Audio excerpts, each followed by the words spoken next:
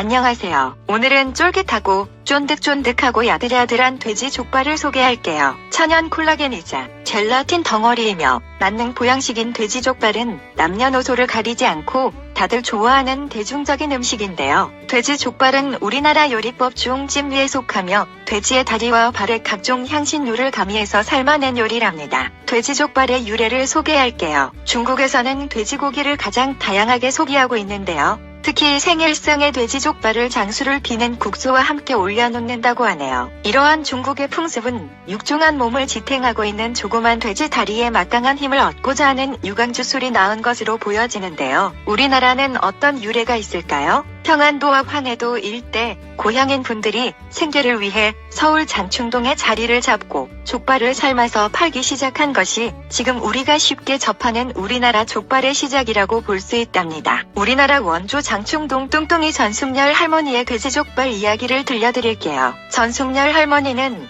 평양에서 태어나 당시 가업으로 족발집을 운영하던 아버지의 곁에서 평양 돼지족발의 고유하고 독특한 맛을 전수받았답니다. 할머니는 평양에서 약 13년 그리고 남한인 한국에 넘어와 장충동에서 42년간 무려 50여 년을 돼지족발과 함께 살아오신 장충동 족발의 역사를 그으신 산증인이랍니다. 아주 오래된 돼지족발과 옛노인들의 이야기를 들려드리겠습니다. 옛날 마을에서 돼지를 잡아 잔치를 벌인 뒤에 뼈를 흩뜨려 놓은 걸 보면 아무리 푹 고아도 족뼈에만은 유난히 개미가 까맣게 달라붙는다고 하였는데요. 다른 뼈들은 햇볕을 쏘이면 하얗게 색이 바랬지만 돼지족뼈만큼은 노란 진액이 계속해서 배어났다고 합니다. 그리고 참으로 아이러니한 것은 겨울철 날씨가 아무리 추워도 돼지족이 동상에 걸렸다는 이야기는 전혀 없었다고 하네요. 아이러니하지요? 이제 돼지족발 효능 및 영양 성분을 소개할게요. 돼지족발에는 베타카로틴 성분이 풍부하게 함유되어 있어 암을 예방하고 암세포의 성장을 억제하는 탁월한 효능이 있답니다. 또한 돼지족발은 골다공증과 심혈관 질환 예방에 좋답니다. 돼지족발에 들어있는 풍부한 칼륨 성분이 나트륨 배출을 촉진시켜 콜레스테롤뿐 아니라 혈압의 수치도 안정시켜준다고 하네요. 이에 돼지족발은 심혈관 질환을 예방하는 효과가 있으며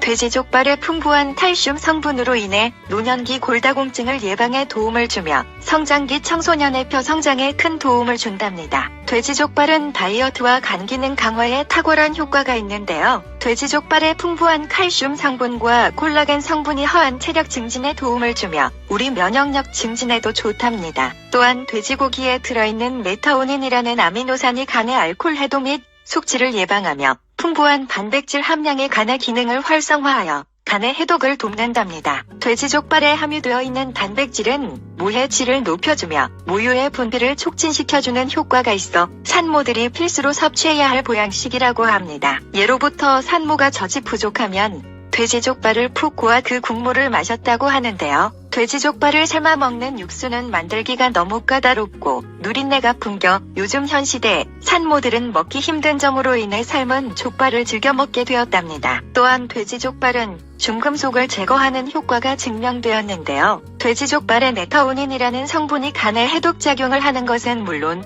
중금속 등의 노폐물 배출을 원활하게 도와준답니다. 뿐만 아니라 피부에 관심이 많은 여성들이 주목할 만한 피부 미용에 좋은 콘드로이틴이 풍부하게 함유되어 있는데 이는 생리 활성화 물질로 노화 방지에 탁월하답니다. 돼지족발의 젤라틴은 돼지족발의 껍질과 관절 내의 연골을 구성하는데요. 이 젤라틴 성분은 동물의 가죽, 힘줄 연골 등을 구성하는 천연 단백질인 콜라겐을 뜨거운 물로 처리하여 얻어지는 일종의 인공 단백질이랍니다. 이 성분은 체내에서 합성을 하지 못하여 직접 섭취하여야 하는데 돼지족발 껍질과 힘줄을 섭취하면 얻을 수 있으니 참고하세요. 콜라겐이 우리들의 지친 피부에 생기를 불어넣어줘 노화 방지 효과 및 피부의 탄력뿐만 아니라 미백 효과까지 준다는 것은 피부에 관심이 많은 여성분들이 다들 알고 있는 사실인데요. 이에 콜라겐을 섭취하기에 가장 좋은 식재료 음식으로는 돼지족발만한 게 없답니다. 돼지족발 칼로리 아시나요? 삶은 돼지족발 칼로리 100g당 220칼로리랍니다. 생각보다 적지요? 그러나 우리가 일반적으로 섭취하는 돼지족발은 1인분 소자 기준은 약 300g이니까 일반 돼지족발 칼로리는 최대 770칼로리랍니다. 콜라겐이 풍부해서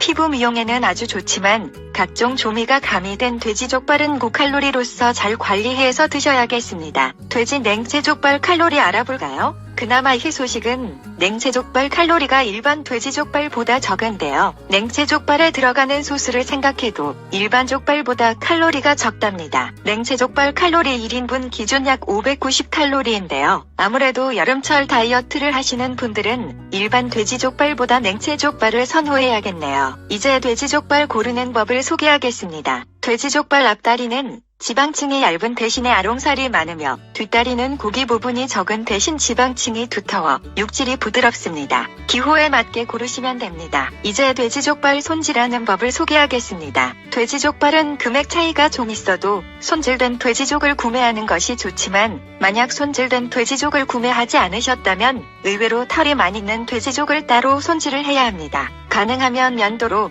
털 작업을 한 후에 토치로 한 번 더 그을려주면 털이 완벽히 제거된답니다. 이제 돼지족발 삶는 법과 만드는 법을 소개하겠습니다. 우선 족발을 씻어서 찬물에 1시간 정도 담궈 핏물을 빼주세요. 중간중간 두 번 물을 갈아주시면서 돼지족을 마사지해서 핏물이 잘 빠지게 도와주세요. 핏물을 제대로 뺀 돼지족발을 큰 냄비에 돼지족을 넣고 족에 푹 담기게 찬물을 넣고 끓여주세요. 물이 끓어오르기 시작하면 10분 더 삶아주세요. 삶는 동안 올라오는 불순물이나 거품 그리고 건더기들은 다 건져내서 버려주세요. 물이 끓는 후 10분간 더 삶은 돼지족은 건져서 찬물에 씻어주세요. 찬물 샤워를 끝낸 족발은 얼음물에 10분 정도 담궈둡니다. 이는 돼지족을 더 탱탱한 맛을 내는 비법이랍니다. 이제 기호에 맞게 돼지족발 양념을 만들어 압력솥에 넣어 삶으면 된답니다. 각자 기호에 맞는 모든 재료를 냄비 대신에 압력솥에 다 넣어준 뒤 불을 가장 세게 올려주세요. 얼마 후 압력솥에 추가 돌면 불을 좀 약불로 낮추시고 10분 정도 익혀주세요. 10분 후에는 불을 다 끄시고 좀 식은 후에 김을 빼는 것이 좋답니다. 너무 많이 끓이시면 고기가 너무 흐물해지니 참고하세요. 이후 젓가락으로 쿡 찔러보셔서 쑥 잘 들어가면 완성입니다. 만약 족발이 생각보다 큰 돼지족이라면 1시간 정도 삶아주세요. 이제 돼지족발 부작용 및 섭취 시 주의사항을 소개할게요. 돼지족발은 유지를 많이 함유하고 있으므로